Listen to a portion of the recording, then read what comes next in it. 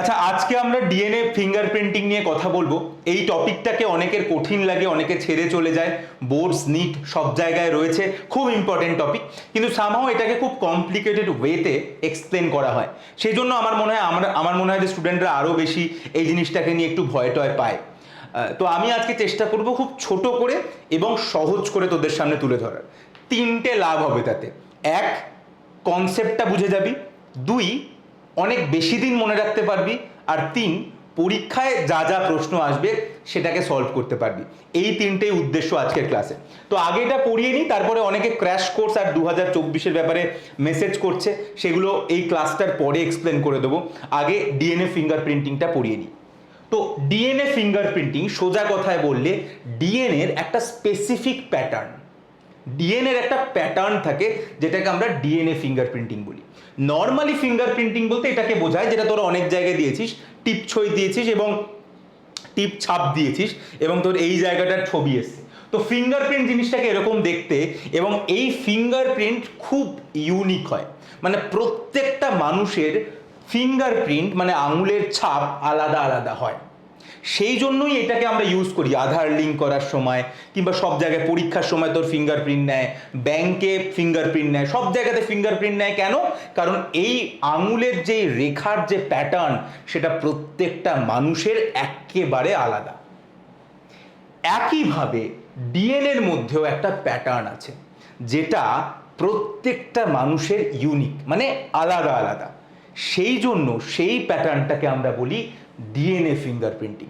এর সঙ্গে ফিঙ্গারের বা আঙুলের কোনো সম্পর্ক নেই, কিন্তু যেহেতু আঙুলের রেখার প্যাটার্নের মতো ডিএনএর প্যাটার্নটাও ইউনিক, সেই জন্যে ওইটাকে আমরা ডিএনএ ফিঙ্গারপ্রিন্টিং বলি। এইবার একটা ছোট্ট কথা আমি বলতে চাই তোদের, সেটা হচ্ছে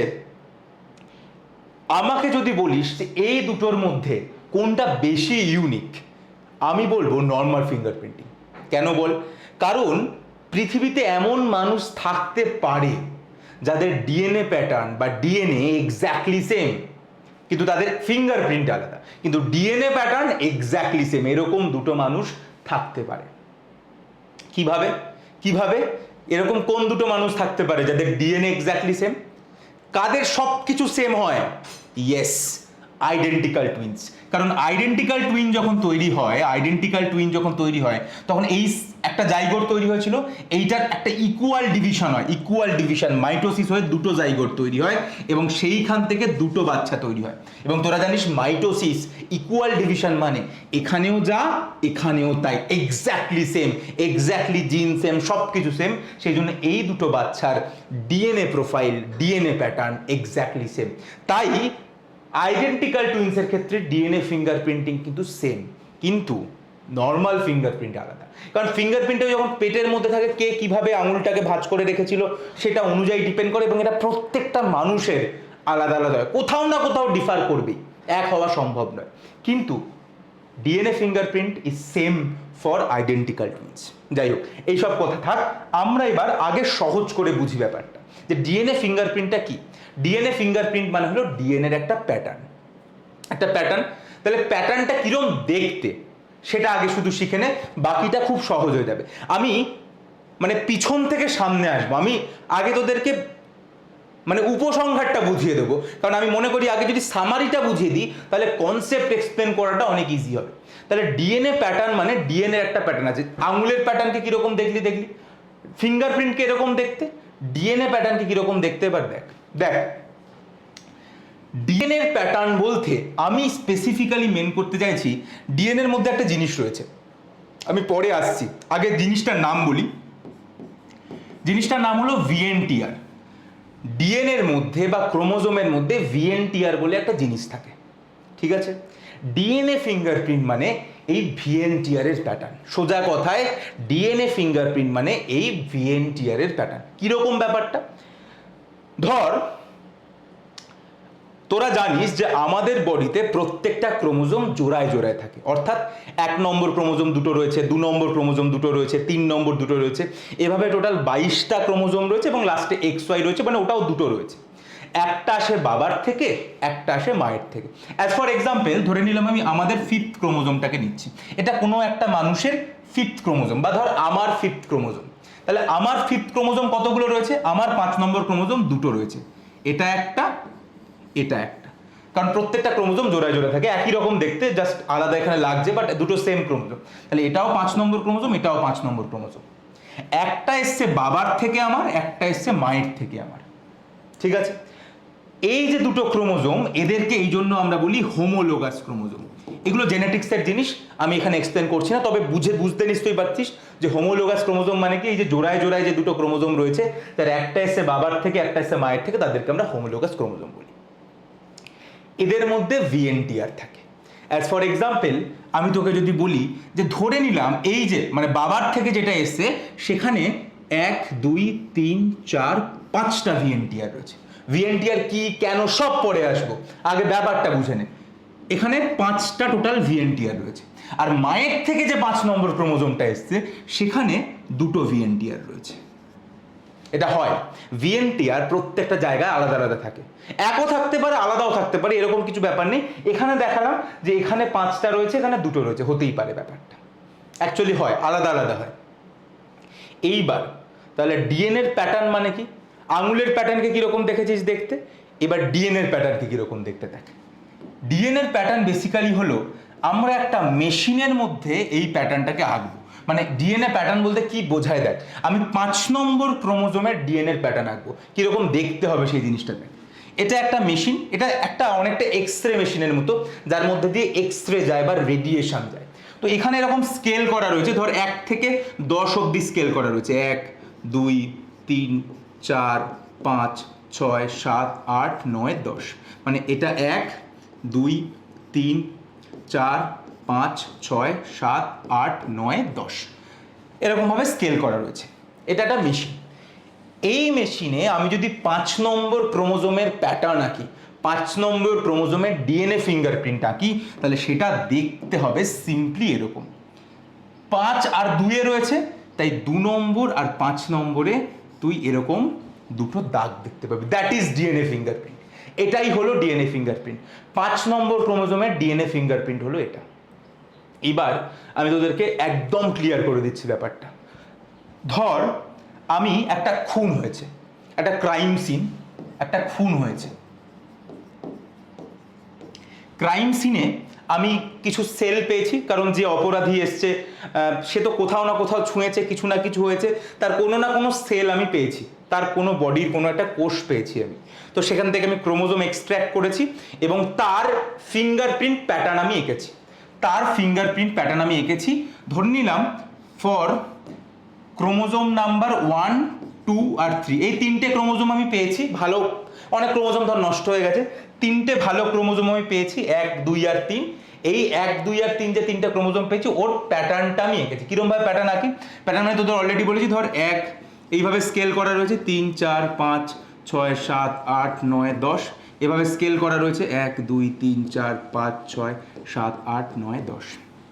এবার আমি ওর 1 2 আর 3-এর প্যাটার্ন এঁকেছি। প্যাটার্নটা কীরকম আসে অলরেডি বলে দিয়েছি। প্যাটার্ন সিম্পলি এসছে, ধর এরকম এরকম প্যাটার্ন এসছে, এরকম প্যাটার্ন এসছে। প্যাটার্ন এটা এসছে, আমি কিচ্ছু জানি না, আমি জাস্ট দেখলাম এরকম একটা প্যাটার্ন এসছে।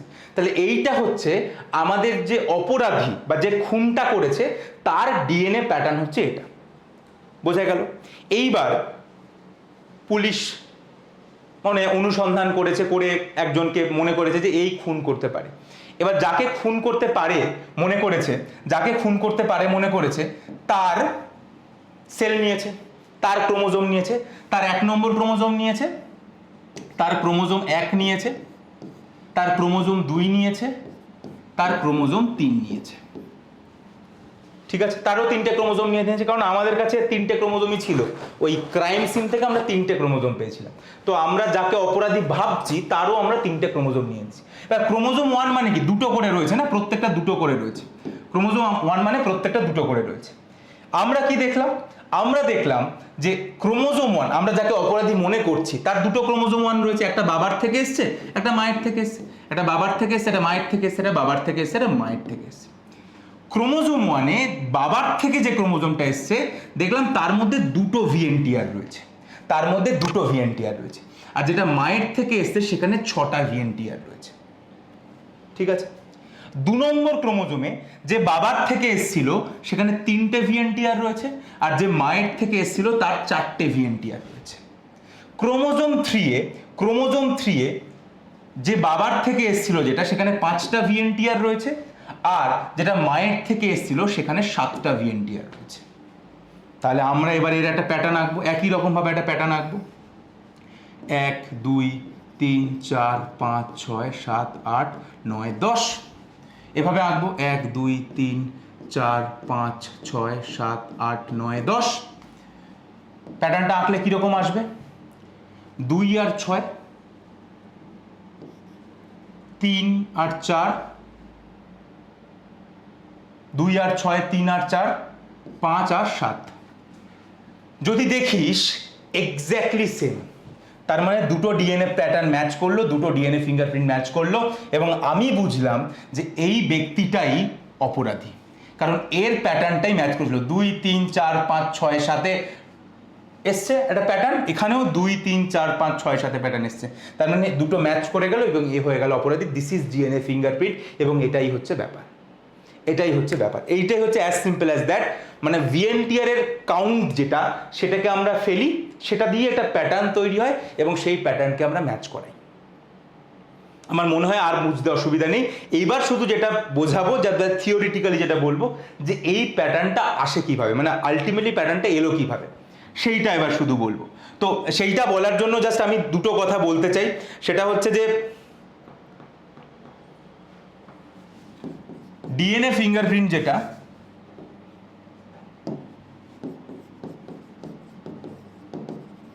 এটা প্রথমবার আলী জাফরি করেছিল, আর ভারতবর্ষে এটা করেছিল হচ্ছে লালজি সিং। ঠিক আছে, এইবার ডিএনএর মধ্যে বা ক্রোমোজোমের মধ্যে প্রচুর রিপিট সিকোয়েন্স থাকে। রিপিট সিকোয়েন্স মানে কি? ধর ATAGA, এই যে জিনিসটা এটাই রিপিট হতে থাকে। ATAGA, তো এরকম রিপিট সিকোয়েন্স থাকে ডিএনএর মধ্যে, এরকম রিপিট সিকোয়েন্স থাকে, এবং পরপর এরকম রিপিট থাকে। এবার রিপিটটা দু রকম হতে পারে। এই যে রিপিট থাকে যেটা, সেটা দু রকমের হতে পারে। একটা হচ্ছে ছোট রিপিট, মানে বেশি নয়, মানে ধর মানে খুবই সামান্য পরিমাণ রিপিট থাকে, মোটামুটি ধরে নে 8 থেকে 10টা মতো রিপিট থাকতে পারে, আর কখনো কখনো অনেক বেশি রিপিট থাকতে পারে। মানে 8 থেকে 10টা, মানে যেরকম এখানে তুই দেখছিলিস কটা, এখানে 1 2 3 4 5টা রিপিট হয়েছে, 5টা বেস পেয়ার রিপিট হতে থাকছে। তো ছোটোখাটো রিপিট হতে পারে, যেরকম একটা রিপিট হতে পারে 8 থেকে 10টা বেস পেয়ার রিপিট হচ্ছে। আবার কখনো কখনো যেটা হয় যে প্রায় 100 থেকে 20,000 বেস পেয়ার রিপিট হচ্ছে। 100 থেকে 20,000 বেস, মানে বড় বড় জিনিস রিপিট হচ্ছে। 100 মানে এটি করে 100, এবার ওইটা রিপিট হতে থাকছে। ঠিক আছে, এই যেটা ছোট রিপিট, সেইটাকে আমরা বলি SSR।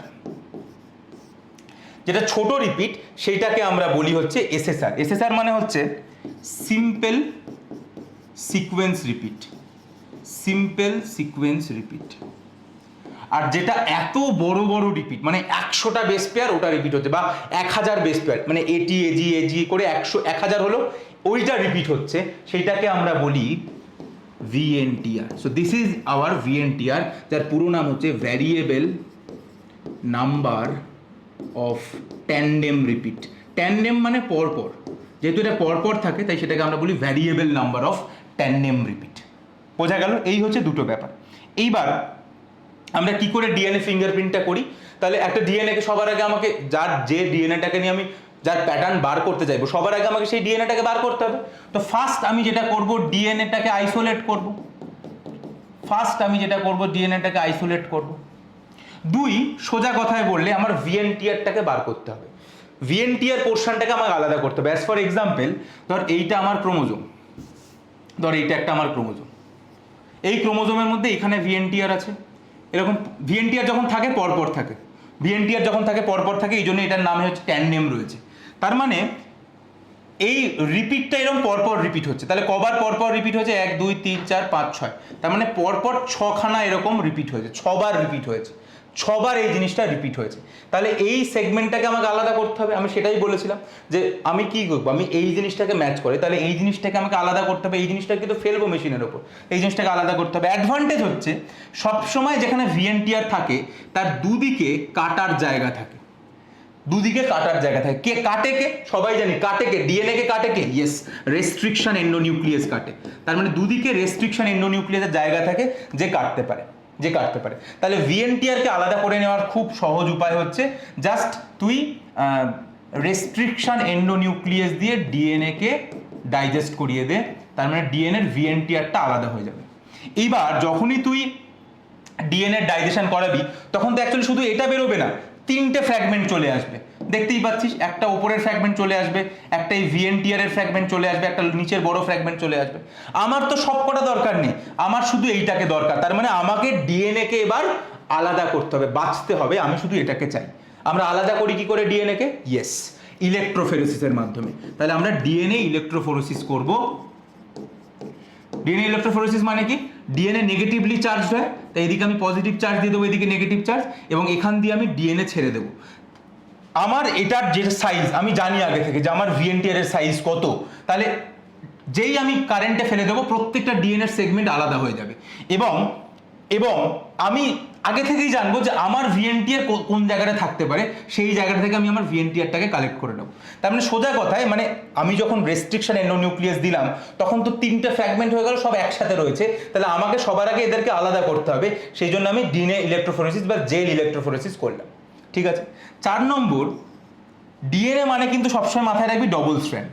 কিন্তু ডবল স্ট্র্যান্ড যতক্ষণ থাকবে ততক্ষণ আমরা এই ভিএনটিআরকে মানে আমরা যে কোনো ডিএনএর যদি এক্সপেরিমেন্ট করতে হয়, ডিএনএর উপর যা কিছু করতে হয়, সবার আগে আমাকে ডিএনএকে আলাদা করতে হবে, ডিএনএর দুটো স্ট্র্যান্ডকে আলাদা করতে হবে, নাহলে আমরা কিচ্ছু করতে পারবো না।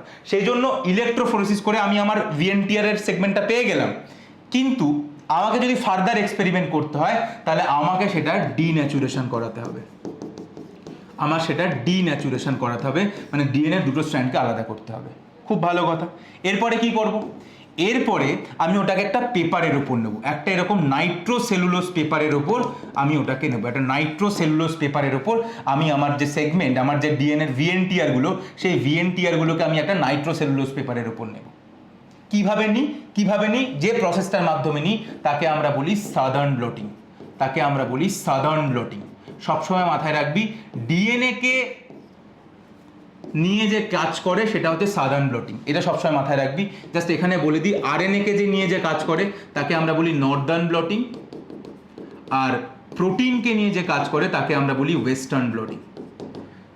তাহলে ভিএনটিআর গুলোকে আমি এবার একটা পেপারের উপর ফেললাম, এবং এরপরে লাস্ট স্টেপ হচ্ছে আমি ওই মেশিনটার মধ্যে দিয়ে এক্সরের মধ্যে দিয়ে পাঠাবো, যাতে আমার ভিএনটিআর গুলো ফুটে উঠবে, যাতে আমার ভিএনটিআর গুলো ফুটে উঠবে, যেটাকে আমরা বলছি অটো রেডিওগ্রাফি। ওই যে আলটিমেটলি অটো রেডিওগ্রাফির মধ্যে দিয়ে যাব, এবং ওই যে মেশিনটা যেখানে 1 থেকে 10 অব্দি এরকম ছিল এবং এই প্যাটার্নটা ফুটে উঠছিল, সেইটা এইভাবে চলে আসবে। যদি বলিস কেন স্যার হঠাৎ করে কেন ফুটে উঠলো, তার কারণ যখন আমরা সাদার্ন ব্লটিং করি তখন ভিএনটিআর এর গায়ে আমরা প্রোব লাগিয়ে দিই, আমরা ভিএনটিআর এর গায়ে প্রোব লাগিয়ে দিই, ভিএনটিআর এর গায়ে আমরা প্রোব লাগিয়ে দিই। প্রোব কি? এত জটিলতায় যাচ্ছি না, শুধু ভেবে রাখ, প্রোব হচ্ছে একটা ইন্ডিকেটর।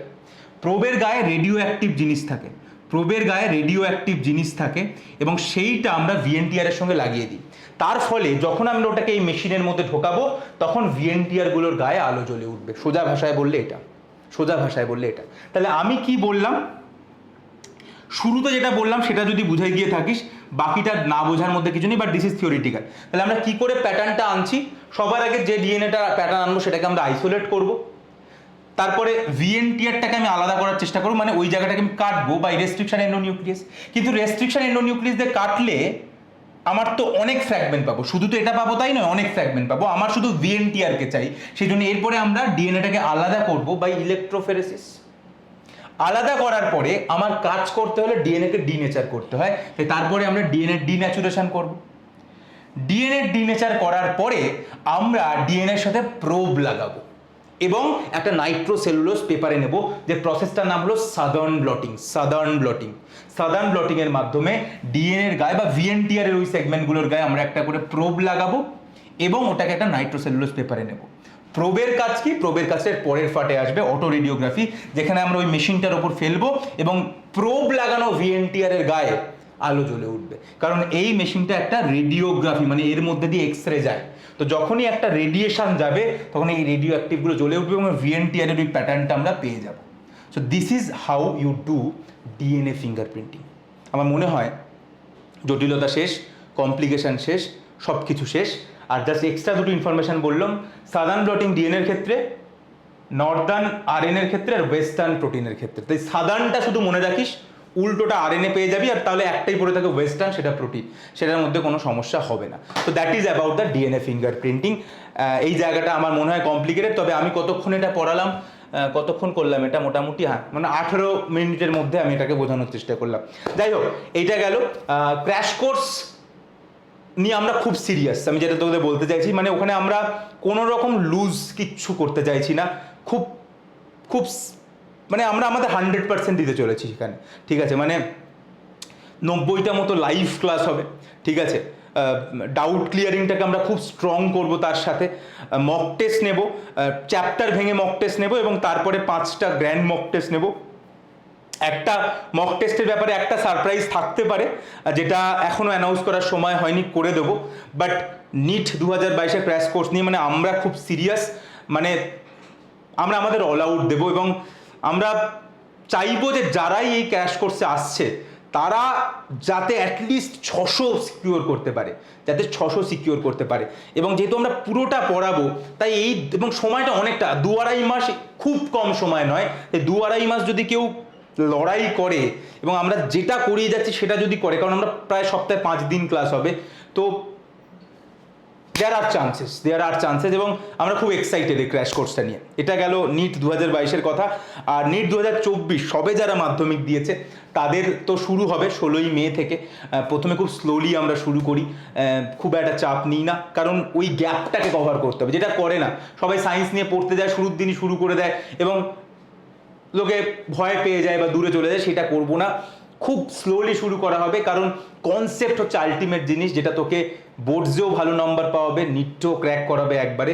তাই নিট 2024-এর আমাদের টার্গেট একটাই, যাদেরকে আমরা প্রথম থেকে পাবো তারা যেন আর রিপিট না করে, তারা যাতে একবারে চান্স পায়, সেই দায়িত্বটা আমরা নেব এবং সেইভাবেই আমরা তৈরি করব।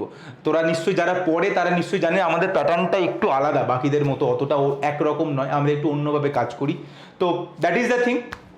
আর 23-এর ব্যাপারে, 23-এর ব্যাচ চলছে, তাই যোগাযোগ করতে পারিস। নম্বর তো তোরা জানিস, নিট এই ভিডিও নতুন দেখে থাকলে টেলিগ্রাম চ্যানেল জয়েন করে যাস, লিঙ্ক থাকবে ডেসক্রিপশানে সেখানে।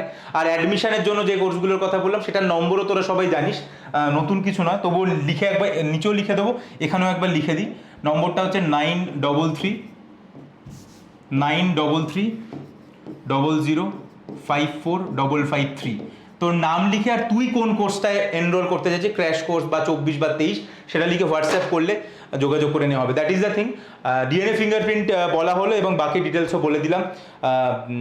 ক্র্যাশ কোর্সটা নিয়ে আমি খুব এক্সাইটেড, দেখা যাক কী হয়। দেখা হবে আবার নতুন কোনো ভিডিওতে। আমি কমপ্লিকেটেড কিছু টপিককেই সহজ করতে পছন্দ করি, তাই সব ভিডিও দেওয়া হয় না, তবে চেষ্টা করবো এরকম কঠিন কঠিন কিছু টপিক দেওয়ার। আজকের মতো এই অবধি, দেখা হবে আবার। খুব ভালো থাকিস।